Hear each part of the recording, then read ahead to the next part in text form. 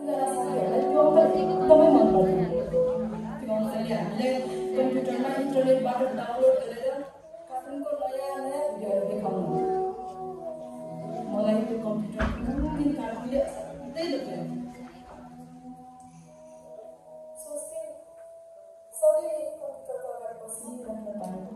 मेरो पनि यो कार्टुनमा देखाए जस्तै जिन्दगी कति रङ्गीन हुन्थ्यो अनि म कति खुसी हुन्थ्यो। सधैँ चाहिँ शनिबारको दिन म र मेरा 3 साथीहरू अङ्कलकोमा गयौँ। अङ्कल कम्प्युटर लिएर हुनुहुन्थ्यो, सायद केही हेर्दै हुनुहुन्थ्यो। हामीलाई देख्न साथ आँखेले बन्द गरिदिनु भयो र कार्टुन लगाइदिनु भयो अनि भन्नुभयो, नानी आऊ आज अङ्कलको काखमा बसेर कार्टुन हेर्ने ल। अब आफ्नो बाबाको काखमा त राम्ररी नबसेकी हो। उहाँले त्यसो भन्नुहुँदा अलिक हिचकिचा। अङ्कलले फेरि भन्नुभयो, तिमीलाई त सबैभन्दा ज्ञान सोचेको थियो, जङ्गल छोरा छौ, ठुलोले भनेको पनि नमान्ने। सानैदेखि सबैले ज्ञानी भनेर फुर्क फुर्काएको मलाई अचानक कसैले बदमास भनेको मनै परेन। अनि अङ्कलको छेउमा गयो। उहाँले उचालेर आफ्नो काखमा राख्नुभयो अनि सुरु भयो हाम्रो रङ्गीन कार्टुन। त्यो रङ्गीन कार्टुनको दुनियाँमा हराउँदै जाँदा अचानक मलाई नयाँ नौलो अनौठो असहजता महसुस भयो। कार्टुनबाट ध्यान हटाएपछि अङ्कलको हात मेरो शरीरको माथिल्लो भागमा थियो। सधैँ गाला सुमसुम्याए झैँ त्यो दिन मेरो छाती सुमसुम्याउँदै हुन्थ्यो। म केही बोल्न चाहन्थेँ तर मेरो मुख केही कुरा थिएन। सायद ज्ञानी बन्ने चाहनाले होला। अघिसम्म रङ्गीन रमाइलो लागेको त्यो कार्टुनलाई अचानक कालो डरलाग्दो भयानक लाग्न थाल्यो।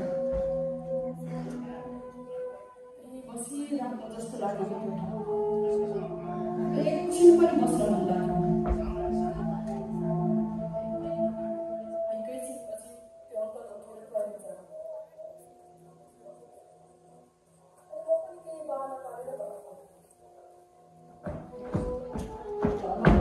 मलाई कसैलाई केही भन्नु थियो।